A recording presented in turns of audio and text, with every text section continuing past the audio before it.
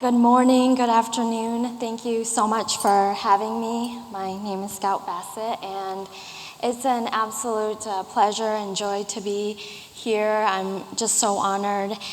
And with that, I just want to begin by saying that my story begins in Nanjing, China.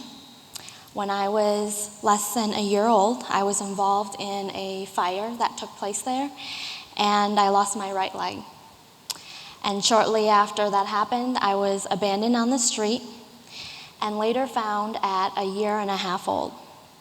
I was taken to the Nanjing Children's Welfare Institute, and I lived there for the next 7 years of my life. I endured some really difficult hardships such as child labor, physical abuse, and starvation. But you see, we didn't know anything else. In fact, in the 7 years that I lived there, I never went outside once in that time. We had no access to television, books, radio, music. We had no interaction with the outside world. So we just felt that everybody in the world grew up the way that we did. All kids are raised in the same conditions under the same circumstances that I lived in. But even as a child, I felt a hopelessness, a despair of my situation. I knew that I probably didn't have a future, and the only future that I had was a life right back on the streets that I came from. And adding to the fact that I had a disability, I had very even little interaction with the other orphans, being set aside, given different responsibilities, and not really included. So that was incredibly difficult for me. We lived a very isolating life while I was there. And I can remember thinking to myself, is there anything more? Like, do I have anything to live for? But that experience, those 7 years, really helped to shape my strength and my courage. It's so important as to who I am today. And I would not trade that experience for anything in the world, because I have needed the perseverance, the will to survive, to keep going. I've needed that throughout my journey. And what I know about my time in that orphanage is that while our ability to survive is innate, the ability to persevere and to endure and to have courage is learned. And that has been the most important aspect of my growing up in that orphanage. Now, something incredible happened when I was 7 years old. I was adopted by a couple from northern Michigan, and this obviously took my life on a completely different journey and path than I could have ever dreamed of. But my parents are Caucasian. My mom is blonde and has hazel eyes, and my dad is tall and bald. And I had never seen any other race other than Chinese people in my life. So I'm thinking the day I was adopted, oh my gosh, I've been abducted by a different species of people. I had never even seen a photo of white people in my life. And so it was so terrifying. And I know so many people are like, oh, that must have been one of the best days of your life. And for me, it was one of the most heartbreaking and traumatic days. Because even though the life that I lived in that orphanage wasn't one that I would have chosen or wished for, we didn't know anything else. That was home. The people there were home. That environment, those four walls, were the only thing I'd ever known. And to be living there one day and the next morning, stripped of that place and not really told what was happening, where you were going. I mean, honestly, if they had told me I was going to America, I wouldn't have even known what that was anyways. But, having not received any sort of formal education growing up in that orphanage, I didn't know what was happening. I didn't know where I was going. And it was so traumatic to be stripped of the only thing I'd ever known, and suddenly I'm outside for the first time in my life at almost 8 years old.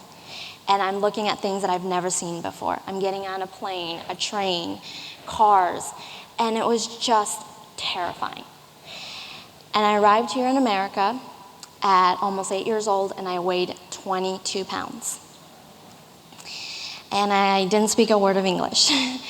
So I know all of you are like, how is she so tiny today? But just, being so malnourished in the orphanage, I really physically was not able to develop fully, and came here weighing 22 pounds. And I have to say that I arrived in a small town in northern Michigan of 1,600 people. So super small town, and predominantly Caucasian. And my parents decided, we're going to put you in school right away, even though you don't know any English. And, this was the right decision, but it was also a very difficult decision. Now I'm going to a different environment. Like, instead of just being in the same room all day, I'm going from my house to the grocery store to school. Like, what is school? Organized. I mean, it was such an unfamiliar world for me. And, being around other kids and having to explain yourself of where you come from and what's happened to you and why you're here, it was so overwhelming. And obviously there's a massive language barrier that, I'm struggling to get through. And when you're the only disabled person in your town, it's hard for other people to understand what you're going through and what's going on. But one of the important aspects of my childhood was sports. I got involved in sports when I was about second grade, and I only did it because I just wanted to be a part of something. I wanted to feel like, doing something outside of the classroom. And, I really thought that sports would help me to transcend some of the cultural and social barriers I was struggling with. But I learned that while I was always welcome to come practice with the team, I was not always welcome to compete or play. So this meant countless seasons and years sitting on the sidelines, on the bench, being told, you don't belong, you're not good enough, go find something else. And I was already a very timid, reclusive young woman growing up, obviously from my experience in the orphanage, but to have that negative experience initially in sport was very discouraging. And I had already lacked self-confidence, and I had no self-esteem, and to be told those things was just very debilitating. And I can remember that when I got to 8th grade, I had joined a softball team, or our junior high softball team, and on those lined sheets of paper, that you used to get when you were, well, maybe before you guys, but you used to write things on these lined sheets of paper, and I had taken up every square inch of that paper, and I wrote my coach, telling her why I was quitting, that I didn't like the way that she or my teammates had treated me, and I went on, and like I said, I used every square inch of that piece of paper. And I had put it in the envelope and put her name on it, and I was going to go to practice and I was going to hand it to her. And, I slept on it, and the next morning I woke up and I thought, no, I can't do that. Because if I give her that sheet of paper and tell her that I'm quitting this team, she's got that power over me. I have given her that power. And I'm a strong believer that when you quit, you're allowing something or someone else to have power over you. And I will never allow somebody to have that power in my life. And so I said, you know what, I'm going to stick this out. And if I never play in a single game this season, that's okay. Because I don't want her to get the satisfaction of her getting what she wanted, which was me not to be there anymore, not to have to deal with me. And so I finished that season, and guess what? I didn't play in a single game. But that's okay, because one of the important things I learned through that is to persevere. And even when you don't get what you want, the message of what you're sending is so much more important. And it doesn't have to be vocal, but just your presence of being there has told my teammates, has told my coaches that I do belong. And I don't care if you're not going to play me, but I'm still going to show up and I'm still going to do the hard work. And that ended up paying off later on in my life. But in this experience of having such a negative time in sports, as a young woman, the age of when I started growing up in prosthetics, it hadn't evolved too much yet. You didn't see bionic knees like I'm wearing now. You didn't even know about the Paralympic Games. Paralympic athletes were not celebrated. They were not recognized. And so I didn't know anything about amputees doing sports. It wasn't a glorified thing. And I remember being so ashamed of being an amputee, being a woman and being an amputee, that I would create this foam cover over, at the time I had this mechanical metal knee, and I created this foam cover that I painted with skin tone to match my other side, and it did not match at all. But I will say that, and also, in the Michigan winters, I would trip or, maybe slip on the ice or something, and like chunks of the foam would come off. And all the kids would be like, what is that? And I used to hide my leg because I didn't want people to know that I was an amputee. And I would walk around with pants and rarely ever showing my prosthetic leg. But something incredible happened when I was 14 years old. I got involved with a foundation, the Challenge Athletes Foundation. They're actually based here in San Diego, and they help people all over the world to be able to get the adaptive sports equipment, the funding, the resources to be involved in sport. And something that most people don't know is that sports prosthetics are not covered by insurance companies. And because I'm an above-knee amputee, my running leg starts at $20,000. I mean, who can afford something like that? And insurance companies see that as a luxury item and not as a necessity. And for any of you that are active, that like to move, maybe even run, you know that that's so important, a vital part of your life, and it shouldn't be a luxury, but it should be a right that everybody should have. And so the Challenge Athletes Foundation gave me my very first running prosthetic when I was 14 years old. And I had never run in my life up until that point. And I put on that running leg, and it was just like something completely came over me. And I had this fire and this passion that I had never had doing anything else. And I knew, I want to be a runner. Like, I don't know what I want to do, but I just want to run. And something really powerful also happened during that time. I told you that I wore a cosmetic cover over my everyday walking leg. Well, when you run with a running leg, there's no cosmesis for that. You cannot hide that. You cannot cover that.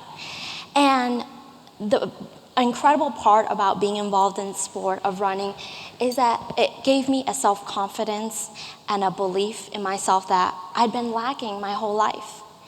And I started running, and I said, I'm never going to be ashamed of my story, of where I come from, of what I look like. So I stopped wearing that cosmetic cover.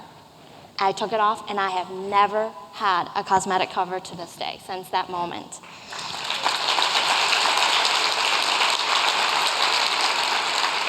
And I share that because it was such a huge part of a breakthrough of my identity, of how I saw myself, that I could still be strong, that I could still be beautiful, that I could be powerful, and I didn't need to hide that. I didn't need something to cover up to say I'm ashamed of what's happened to me. And it was such a transformational moment in my life.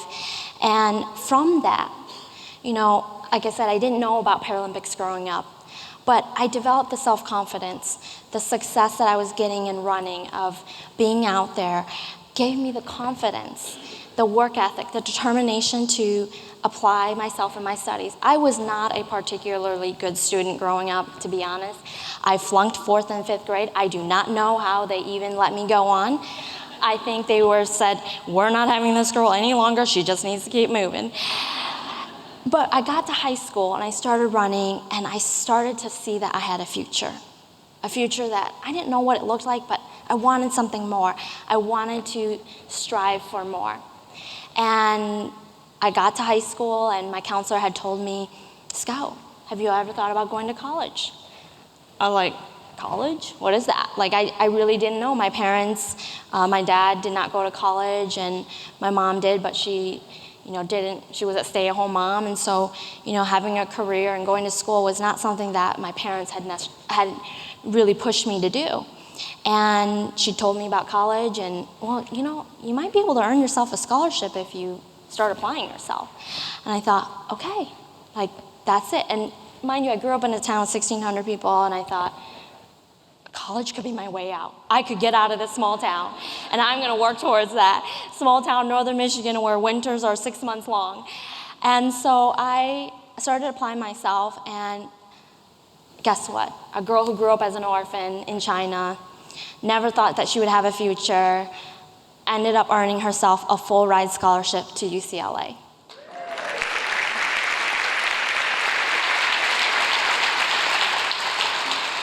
It was an academic merit-based scholarship, and such a dream for someone with my background and my humble beginnings to go to UCLA, and obviously that experience really changed my life. But one of the most incredible things of my time there is that when I was a sophomore in college, I got a call from a lady at the US Paralympics High Performance Center.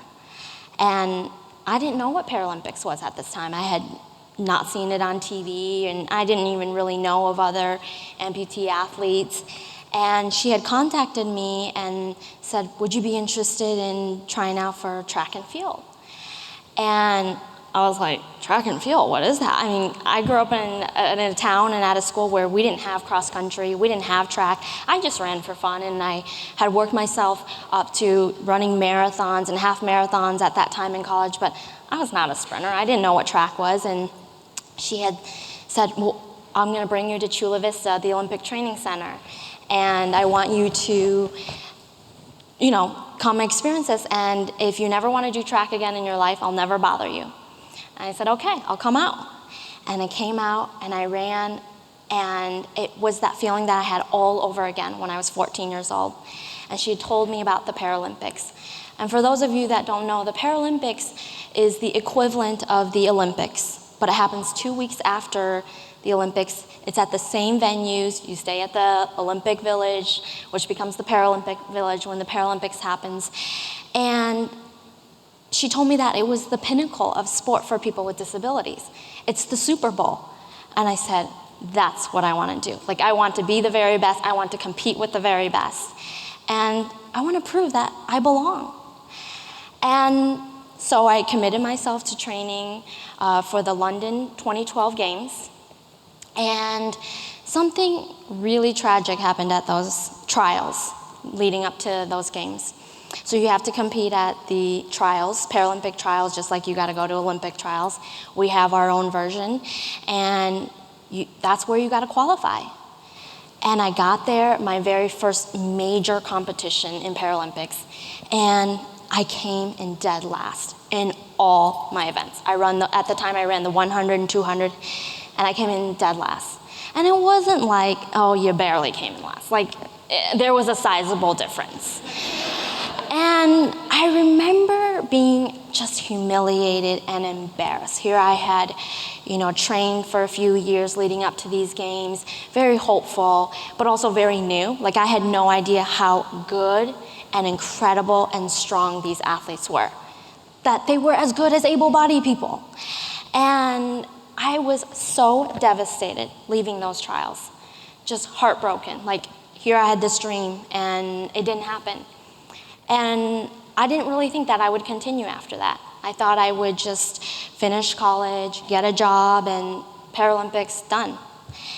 And so that's exactly what I did. I got a job. I was offered an incredible job right out of college with a medical device company in Orange County. And I took that job, and here I am, 22 years old, and working in corporate America, having a great salary and great benefits, and working for an amazing company. But 4 years into the job, I felt empty. Like, I was sitting at my desk one day, and I said, something's missing in my life. I'm just not happy. And I realized that it was that I was missing running. I was missing the feeling of competing. So I said, you know what? I'm going to recommit myself to doing the Paralympics. And I do not care what it takes. I will do whatever it takes to get there. I told my boss, I'm leaving in 6 months. She looked at me like, are you crazy? I told her my plan. She's like, do you have the money? I said, nope. But you know what? I'm going to go after this dream. And so I did. I left my job. I moved myself down to San Diego. And I had saved up a little bit of money for the job to help me get by, but not enough to just run and not work. And so I lived in my car and on my friend's couch, or several couches to be honest, for quite a few months. down here. And a coach was generous enough at the Olympic Training Center to work with me. He took me on and said, I'm going to make you a champion. I'm going to make you a Paralympian. And so I dedicated myself. And at this time, I didn't have a single sponsor. Nobody even knew who I was. I was not a Paralympian. And certainly nobody really knew who I was in the sport. But I applied myself. I worked really hard, and I started breaking world records and American records. And guess who called me? Nike. A dream for an athlete, right? What's that saying? I just want to be sponsored by Nike, work out and eat peanut butter all day. Like that was, so for me, I remember just being so shocked, like that they would be interested. And I got my very first sponsorship deal with Nike, and Citibank came, and some other companies came, and here I was living this dream, like something I'd worked so hard for, I gave up my whole career for. But what I want to tell you is that so many people talk about wanting to do something, talk about their goals, talk about their dreams, but it's not enough to talk about it. It's not even enough to wish for it, to hope for it, to pray for it, because no amount of that will get you what you want. You got to go out and work for it. There are no shortcuts. There's no magic bullet. Nobody's going to do the hard work for you. And that's what that experience taught me, of living in my car, couch surfing. Before I had a single sponsor, like I was struggling, and I was at one of the darkest points of my whole life, wondering, did I make a mistake? Should I have stayed at my job? But what I want to do is encourage you, and if you have a goal, whatever that might be, it doesn't have to be to compete at, be an elite athlete. It could be anything, big or small. You got to go for it. You got to be all in. And the most important thing is not to necessarily focus on the goal, because that's what everybody does. We focus on the goal, and I'll give you an example. In track, it might be to run a certain time. It might be to win a medal. But the problem with that is a lot of times we don't have a control over the outcomes. But you have to commit and refine a process. And if you commit to that process, if you refine it, then you'll end up, the outcome will be whatever it is. But that's what the focus should be, is on the process, on refining it, on perfecting it. And however the chips fall is going to be okay. But so I work, here I am. I've landed my first sponsorship deal, and amazing things are happening. And I ended up making my very first Paralympic team last year, and I competed in Rio at my very first Paralympic Games.